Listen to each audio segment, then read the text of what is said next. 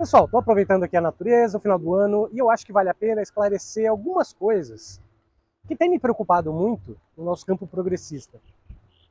Uma delas é quando eu faço, por exemplo, e não sou eu, tá? Mas quando eu faço, por exemplo, um vídeo desmascarando alguém, e aí o pessoal do nosso campo vem dizendo assim, não, mas vamos parar de dar palco para bandido, a gente tem que se preocupar com as nossas coisas e tal. Eu acho que isso merece ser esclarecido, porque eu acho que existe um equívoco de interpretação. E eu vou pedir para você ficar comigo nesse vídeo que eu vou te explicar qual é esse equívoco. Quando o Bolsonaro surgiu para todo mundo, claro, ele já tinha uma vida política no Rio de Janeiro, já fazia tempo. Mas quando o Bolsonaro começou a ficar famoso mesmo no Brasil inteiro, foi na época do CQC, vocês lembram disso? O CQC era um programa de televisão. A internet, naquela época, existia. Mas a internet não era como é hoje. Ela não tinha o alcance que tem hoje, as redes sociais eram insípidas, elas não tinham alcance. Toda a informação que uma pessoa precisava ter, ela precisava buscar basicamente num veículo de comunicação de massa. Então assim, o Bolsonaro ele era conhecido pelo pessoal ali do curral dele, do Rio de Janeiro, Rio das Pedras, aquele troço ali. Mas ninguém fora do Rio de Janeiro, aliás, muito pouca gente fora do Rio de Janeiro, fora daquela região, sabia quem era o Bolsonaro. Aí, ele ficou conhecido no Brasil inteiro e, óbvio, como não havia outros veículos de comunicação de massa, exceto televisão, rádio, jornal, aquelas coisas tradicionais, fosse a pessoa de direita, extrema-direita, esquerda, todo mundo basicamente assistia televisão. Porque não tinha outra coisa. Tinha televisão, rádio e jornal, revista. Você entende onde eu quero chegar?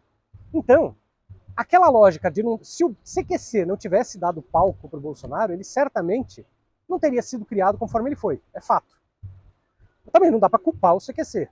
Mas antes de continuar esse vídeo, peço para você a gentileza de se inscrever no canal, ativar o sininho de notificação para ser avisado dos vídeos todos os dias e considere a hipótese de ser membro do canal, R$ 4,99 por mês, e você me ajuda a fazer mais e melhores vídeos todo dia.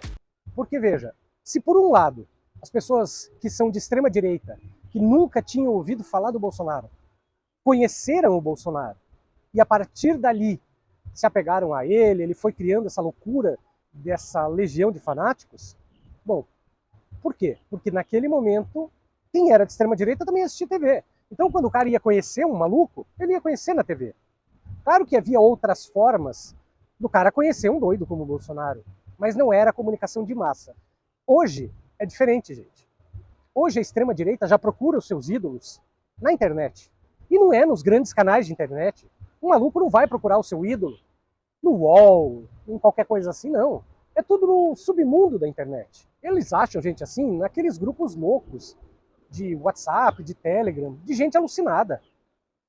Eu vou dar um exemplo que aconteceu em Curitiba. Até o segundo turno da eleição, né, o final do primeiro turno da eleição de 2024, ninguém conhecia, ou quase ninguém conhecia, quem era aquela mulher que foi para o segundo turno, de extrema-direita radical. E ela não ficou conhecida pela televisão, porque a televisão nunca deu espaço para ela. Ela circulava no Zap. Eu, por exemplo, que não sou da extrema-direita e nem de direita, nunca recebi nada dela. Mas a minha família recebeu. As pessoas que eu conheço que são de extrema-direita receberam. Você entende que hoje, se você não faz contraponto para essa gente, eles ganham sozinhos, porque no meio deles, esse pessoal já circula. Você entende o risco? Olha só, quem assiste o meu canal é um cara de esquerda, é uma pessoa de esquerda de maneira geral. Às vezes aparece um maluco aí, de direita, extrema direita, ok. Agora, quando eu tô metendo a ripa em alguém, surgiu um maluco aí que surgiu, tipo aquele Renato 38, o pessoal tá falando bastante, não dê palco para bandido, não sei o quê. Gente, quem defende o Renato 38 e quem gosta dele já conhece ele. Porque já chegou no grupo do Zap pro cara. Os canais que essa gente assiste já dão bola para esse cara. Agora, quem não é adepto dele, quem não é de extrema-direita, nem sabe que ele existe. Só que quem não é de extrema-direita não vai votar nele de qualquer jeito. O que eu tô querendo dizer é, se nós não fizermos o contraponto, se a gente não mostrar quem é essa gente, metade da população simplesmente vai desconhecer. E se desconhece, não pode fazer oposição. Porque a parte deles já está garantida. O pessoal de extrema-direita já conhece. Eles já recebem direto no grupo do Zap, já recebe no Telegram, nos canais do Brasil Paralelo, essas coisas que nós não acessamos. Então, se a gente não fizer essa luta, essa demonstração, gente, Então não se trata mais de dar palco para bandido, isso funcionava na era analógica, onde o cara tinha que procurar informação na televisão, no rádio, no jornal, na revista, mas hoje em dia não é mais assim. Tanto que, veja, eu conheço, e vocês também haverão de conhecer, bolsonaristas que não ligam mais à televisão, eles não se informam mais pela televisão, nada, eles não assistem telejornal. Eu conheço gente assim na minha família. Eles só se embebedam de informação nos grupos do Zap, no Telegram, no Brasil Paralelo, é só. Eles não ligam à televisão. Então, quando a televisão está falando para a massa, não é mais a massa ensandecida da extrema-direita. Esse cara da extrema-direita, quando muito, assiste um futebol na televisão, e olhe lá. Então, nós temos que fazer oposição, sim. Muita gente de esquerda nem sabia que esse tal de Renato 38 existia. E um cara de esquerda que escuta o que ele está falando, não vai concordar com ele. E veja, uma pessoa de esquerda que escuta esse Renato 38, escuta esse cara falando, não vai concordar com ele. Portanto, não é um perigo mostrarmos para eles, para o pessoal progressista, quem são esses malucos. Não é um perigo, eles não nos ameaçam. E o outro lado, que sequer assiste os nossos canais, porque eles são de extrema direita, esses caras já estão sabendo do Renato 38 há muito tempo. Então, quando as pessoas comentam assim, porque nós ficamos dando palco para ele, se ele candidatar, ele ganha. Meu amigo, ele se candidatar, ele ganha de qualquer jeito. Nós, conhecendo ele ou não. Porque o público dele já existe e já está garantido. Você entende? Hoje é necessário a gente fazer a boa luta. Tem que mostrar esses caras sim. Tem que desmascarar. Tem que chamar as autoridades. Sabe, o cara, esse 38, ele falou doideiras lá no tal do podcast. Tem que mostrar o que ele falou, porque dentro da doideira deles, do Zap, do bando de alucinado, o que ele falou, o discurso que ele disse sobre escravidão já está circulando e está fazendo sucesso. Agora, nós, pessoas comuns, se a gente não sabe quem é esse cara, a gente não denuncia. Se a gente não ouviu o que ele falou, se a gente não ficar sabendo o que ele falou, a gente não vai denunciar, porque não soubemos. Se a gente não marcar lá, @STF, se não mandar pro fulano, pro ciclano, pro beltrano, as autoridades também ficam sabendo. Por quê? Porque você acha o quê? Que o Ministério Público fica assistindo? É bem verdade que o Ministério Público tem sua ala de direita e extrema-direita também. Agora, a outra ala, a ala decente, você acha que eles ficam olhando no canal bolsonarista? Não, eles não ficam olhando. Eles também precisam ser informados. As famílias deles precisam ser informadas. Não fiquem achando que essa gente recebe informação privilegiada o tempo todo, porque não recebem. Depende, em grande parte, da gente mostrar para as pessoas quem são esses loucos. Depende da gente informar a população o que está acontecendo. Porque se a gente não der palco para bandido, eles passam batidos, gente. Caiam na real. O mundo não é mais analógico. Porque desconhecer isso é mais ou menos o que a comunicação do governo Lula está fazendo. Eles parecem que desconhecem a existência de TikTok, de rede.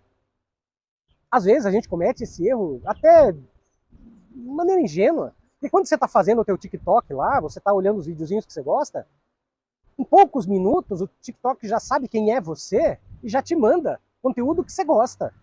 Então não vai te chamar para assistir um vídeo de um maluco como esse.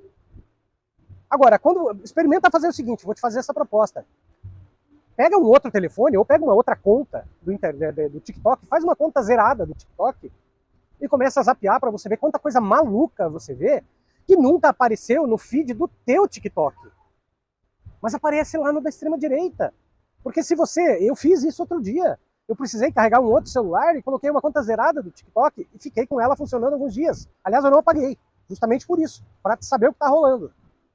E comecei a olhar os canais de extrema-direita, comecei a ficar alguns minutos ali e tal. Não precisa nem curtir, você não precisa curtir. Se você ficar 30 segundos num conteúdo, o próximo conteúdo que ele vai te sugerir é da mesma linha. E assim vai. Hoje, nessa conta zerada que eu tinha do TikTok, que eu tenho do TikTok, só aparece conteúdo da extrema-direita. Aparece de tudo, aparece prostituição, aparece um monte de loucura. Aparece coisa que a gente nem acha, que circula no TikTok. Eu confesso que às vezes eu me surpreendo, eu falo, meu Deus, nossa, eu nem sabia que isso passava no TikTok, que era permitido. Você entende? Então, vamos se ligar, gente, não é mais assim, não é mais daquele jeito, a gente precisa estar atualizado, porque eles já estão fazendo o caminho deles e nós não fizemos o nosso. Nós não temos comunicação para 2026, é interessante, é importante a gente pensar isso. Nós não temos comunicação organizada para 2026. E o governo está dormindo, o Paulo Pimenta está pensando não sei o que da vida. Tá bom? Procura dar uma olhadinha nisso que eu estou falando, pensa com carinho, ninguém está dando palco para bandido não. A gente está se precavendo.